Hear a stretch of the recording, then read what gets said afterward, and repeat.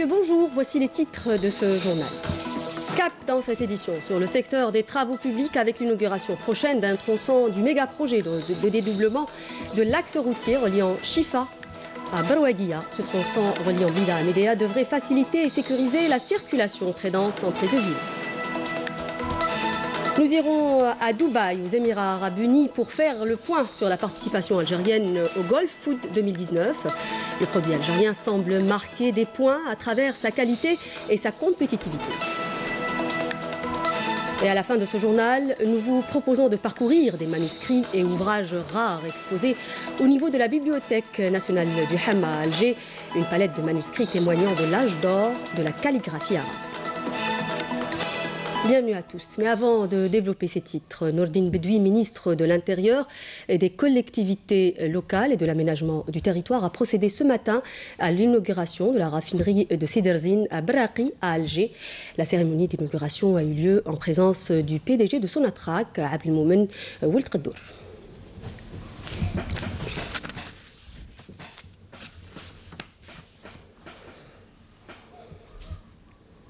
Suite à un vol d'instruction de nuit planifié, un avion de combat de type Su-24 relevant de la base aérienne de Ain Oussara, la première région militaire, a fait l'objet d'un crash dans une zone agricole inhabitée hier aux environs de la commune de Raya, dans la wilaya de Tieret.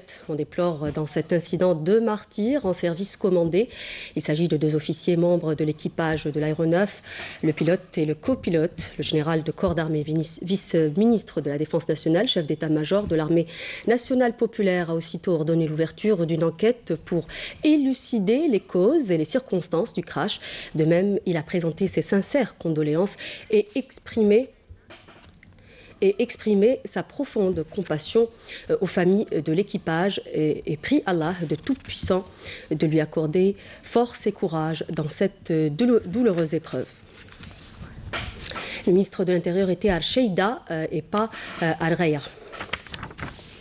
Séance plénière consacrée aux questions orales adressées au ministre du Travail, de l'Emploi et de la Sécurité sociale et au ministre des Ressources en eau.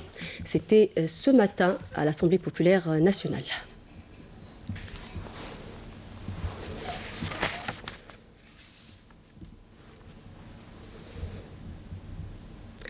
Et l'invité de la matinale ce matin était Hussein Nessib, ministre des Ressources en eau. Au micro de Nejma Haresh, le ministre est revenu sur la stratégie du secteur établie à l'horizon 2030, du plan national et du schéma directeur des ressources en eau. Le ministre a également évoqué les mesures à prendre quant à la baisse du taux de déperdition de la ressource hydrique qui s'élève selon lui à 30%. Écoutons-le. Début des années 2000, une véritable stratégie a été mise en place.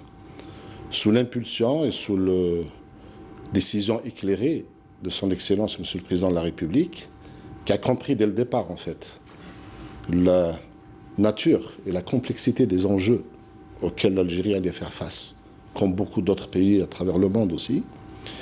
À partir de là, donc, une stratégie a été mise en place, qui a été accompagnée par des instruments de mise en œuvre, comme le plan national de l'eau, jusqu'à l'horizon 2030, et bien sûr une série de réformes institutionnelles qui ont accompagné un gigantesque programme d'investissement qui aujourd'hui est arrivé en équivalent dollar américain à peu près à autour de 55 milliards de dollars. La stratégie a reposé sur un axe prioritaire important qui est celui donc de l'investissement. L'investissement a porté beaucoup plus sur la mobilisation, donc la construction de forages, des grands transferts, le recours au non conventionnel, notamment le dessalement, aussi la construction d'un nombre important, si vous voulez, tout à l'heure on peut aborder le bilan par les chiffres, de stations d'épuration qui permettent une réutilisation des eaux épurées dans l'agriculture et dans d'autres secteurs, qui nous permettent donc d'économiser les eaux des barrages et des forages. Et aussi, il y a, dans cette stratégie que nous sommes en train de développer, nous avons aussi cet objectif stratégique, c'est celui d'augmenter un peu le taux, en termes d'offres hydriques, le taux à partir des sources qui ne dépendent pas ou qui ne sont pas impactées par les changements climatiques tels que le dessalement, la réutilisation des eaux épurées et dans une perspective aussi même de transférer les eaux albiennes du sud vers les hauts plateaux. Et Djamel Kawen, ministre de la Communication, a procédé ce matin à la pose de la première pierre pour la réalisation d'un centre regroupant l'ASBU et l'Union africaine de la radiodiffusion, l'UAR, sous le haut patronage du président de la République, Abdelaziz Bouteflika. Le ministre a qualifié cet événement d'important pour le monde arabe et l'Afrique en matière d'échange de programmes radiophoniques et télévisuels. Le ministre des Travaux publics et des Transports, Abdelghani Zahlen, prendra part au Caire aux travaux de la 4e session de la conférence de météorologie, une rencontre qui vise à renforcer le soutien, la coopération et l'échange d'expertise entre les pays africains en matière de météorologie. La conférence débattra des impacts induits par les changements climatiques sur les pays africains. Et la rencontre donc, qui se tient jusqu'au 23 février prochain discutera des moyens de renforcement de la coopération interafricaine en termes de recherche, de formation et de maîtrise des instruments dans le domaine météorologique.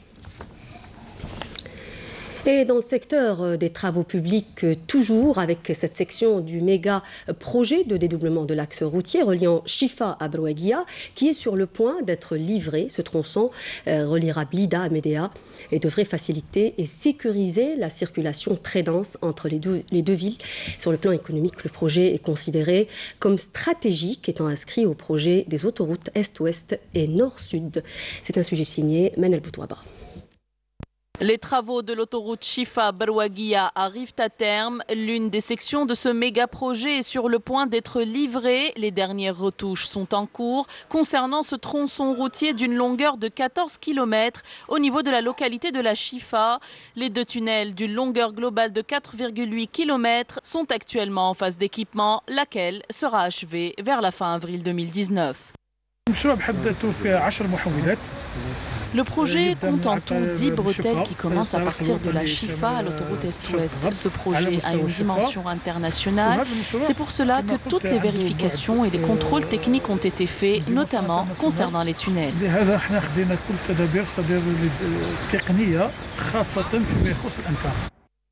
Le méga-projet compte pas moins de 57 ouvrages d'art dont plus d'une trentaine ont déjà été réceptionnés. Des voies rapides, ponts et tunnels réalisés aux normes internationales, creusés dans des reliefs montagneux très difficiles, ce qui exige un contrôle régulier et strict.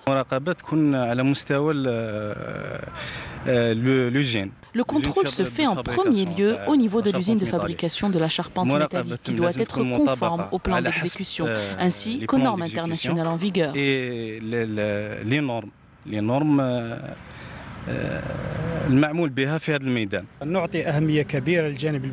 Une grande importance est donnée à l'aspect environnemental également, tout autant qu'à l'aspect technique du projet. Et ce, en réhabilitant les centres d'enfouissement des gravats. Beaucoup de précautions sont également prises pour les opérations de terrassement, car le projet traverse une réserve naturelle protégée. Le projet de dédoublement de l'axe de la RN1 reliant Chifa dans la wilaya de Blida à Brouaguia dans la wilaya de Médéa sur une distance de 53 km est inscrit au titre du projet de l'autoroute Est-Ouest. Il est considéré comme stratégique étant un point de départ de la RN1 transsaharienne. Il servira non seulement les deux wilayas reliés, mais également toutes celles des hauts plateaux et du sud du pays. C'était un reportage signé Beriza Djlemda. Et l'Algérie participe depuis quelques jours déjà à la 24e édition du Salon international de Dubaï, le Gulf Food 2019. Le stand algérien enregistre une grande affluence, ce qui permet de faire la promotion du produit national qui semble d'ores et déjà marquer des points de par sa qualité et sa compétitivité, nous dit Nassim Bessaïdi. Présent en force, le pavillon algérien enregistre depuis l'ouverture du salon Gulf Food à Dubaï une grande affluence de visiteurs. Ils sont unanimes à dire que le produit algérien a marqué des points supplémentaires en termes de diversification de la qualité du produit, des types d'emballage et de la compétitivité de ses prix sur les marchés internationaux. J'ai beaucoup aimé les produits algériens. Ce sont des produits fiables qui ne sont pas composés de produits chimiques. L'opérateur algérien cherche toujours à améliorer la qualité de son produit. C'est un produit qui mérite vraiment d'être commercialisé dans les pays européens. Nous avons pu découvrir les produits algériens comme l'huile d'olive et les pâtes alimentaires comme le couscous. Nous visons à décrocher des relations de partenariat avec l'Algérie. Lors de cette édition, les entreprises algériennes ont pu décrocher plusieurs accords de partenariat avec les différents acteurs de la distribution activant sur les marchés du Golfe arabe et du Moyen-Orient. Nous avons reçu des visiteurs de plusieurs nationalités, d'Afrique, d'Europe et même d'Asie. Nous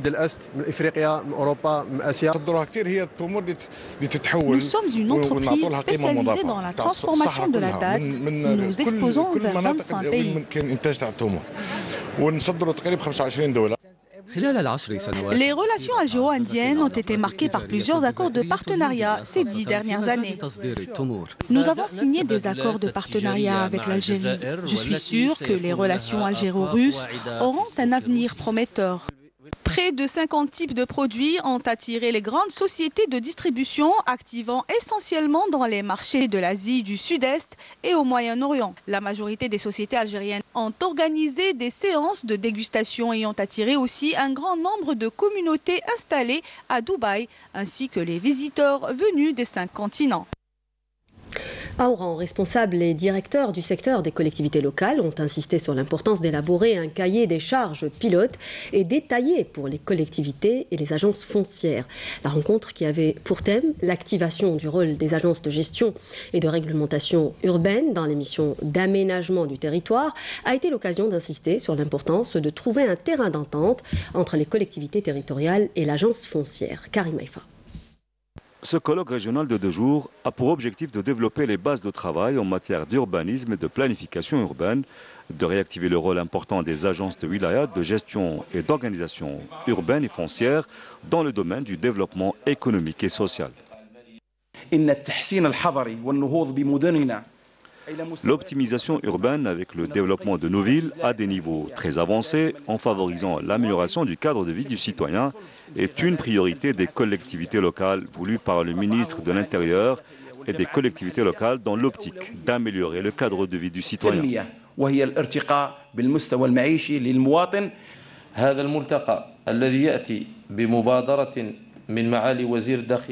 Ce séminaire, qui est une initiative du ministre de l'Intérieur, des collectivités locales et de l'aménagement du territoire, entre dans le cadre de la concrétisation du programme du président de la République, Abdelaziz Bouteflika, un programme qui a pour objectif l'exploitation optimale des capacités des agences foncières en adoptant une vision prospective en matière de réglementation de notre espace urbain.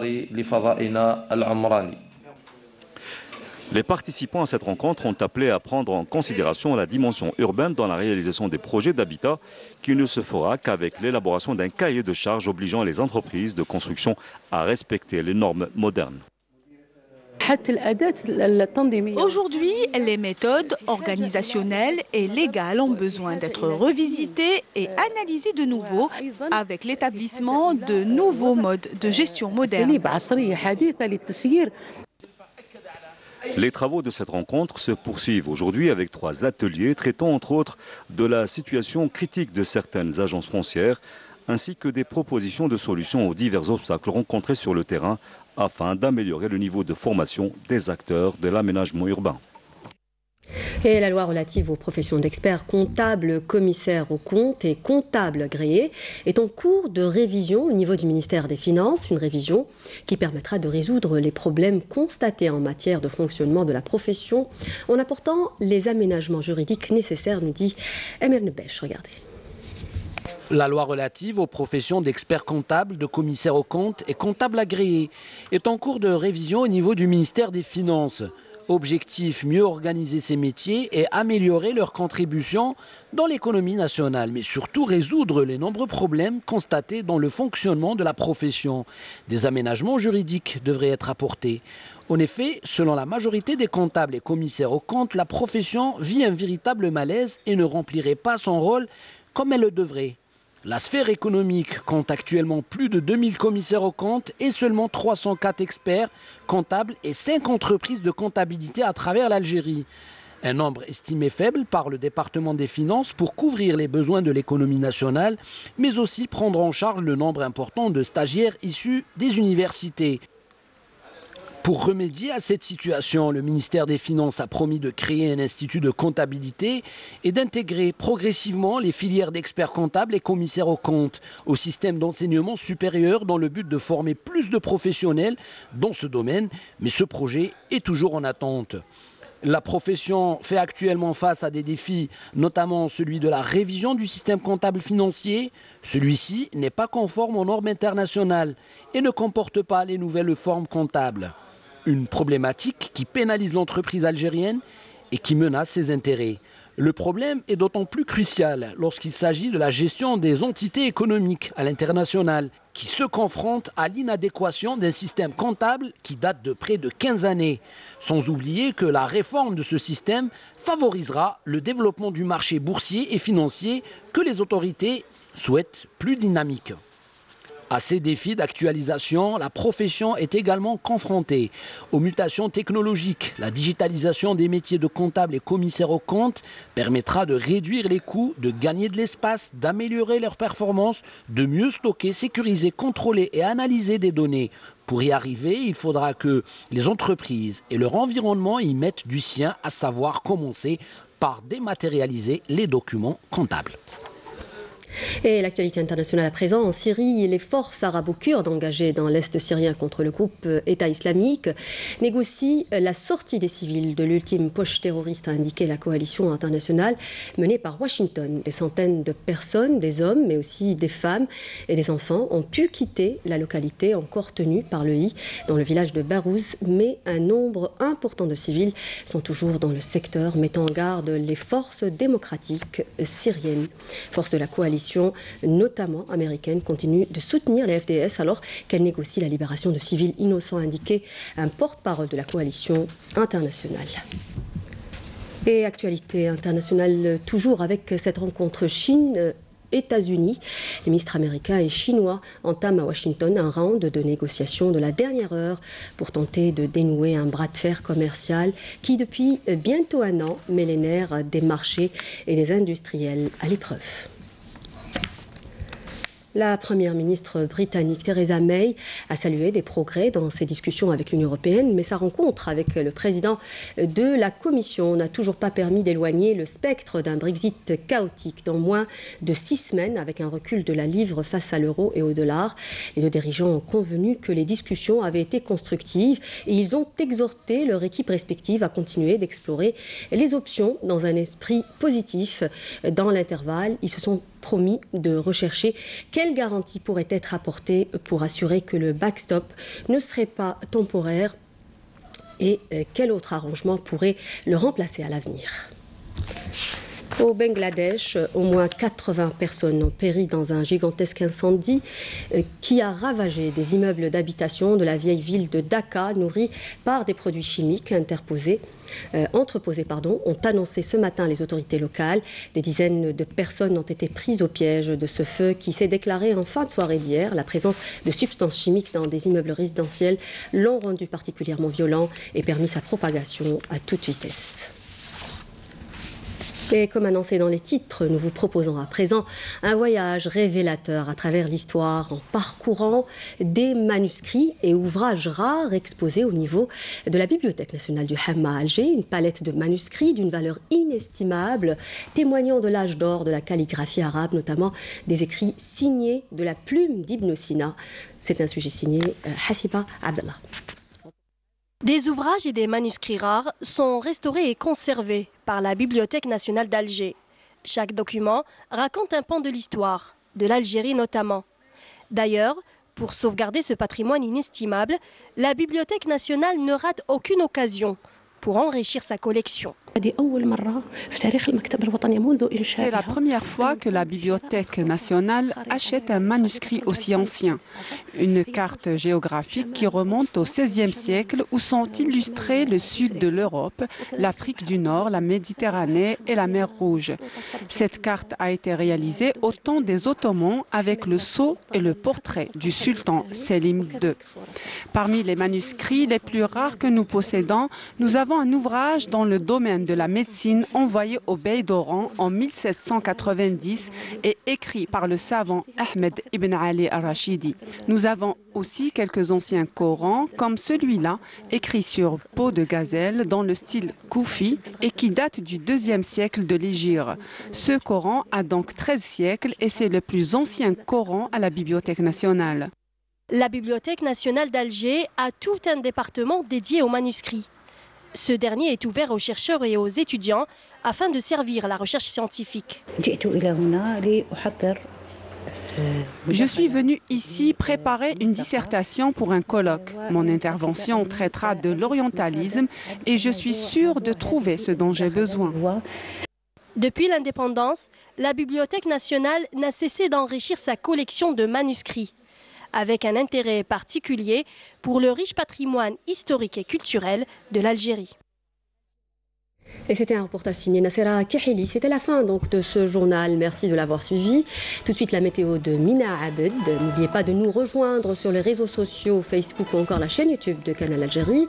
Excellent après-midi sur notre chaîne. Je vous donne rendez-vous à demain. Au revoir.